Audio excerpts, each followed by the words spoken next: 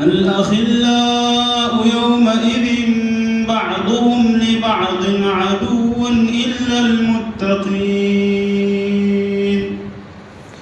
يا عباد لا خوف عليكم اليوم ولا أنتم تحزنون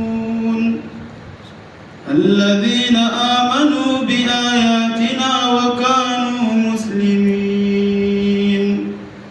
ادخلوا الجنة أنتم وأزواجكم تحبرون